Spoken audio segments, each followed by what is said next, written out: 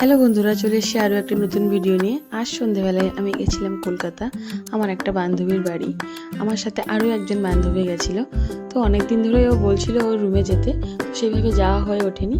আজ বেরিয়ে পড়লাম, আর অ্যাজ ইউজুয়াল আমার ফেভারিট প্লেস আইটিসি রয়্যাল বেঙ্গলের সামনে তোমাদেরকে নিয়ে যাচ্ছি।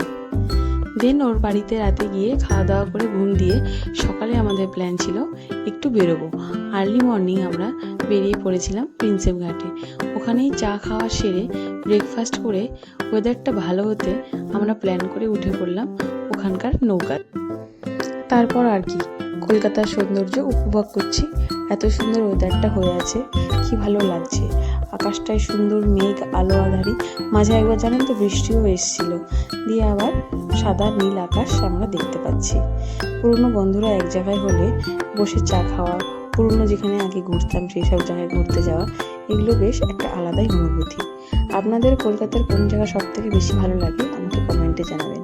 সেই জায়গাগুলোতে আপনাদেরকে নিয়ে যাওয়ার চেষ্টা করব।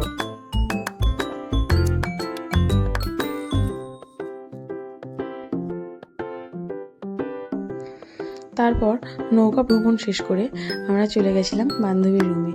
কালকে রাতে সেইভাবে আড্ডা দেওয়া হয়নি, তো আজকে সারা দুপুর জমিয়ে আমরা তিনজন আড্ডা দিলাম।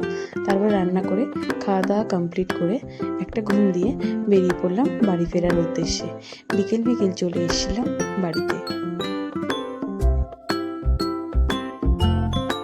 সন্ধেবেলায় বারান্দার ওয়েদারটা খুব সুন্দর লাগছিল, ওই জন্য আপনাদের সাথে শেয়ার করলাম।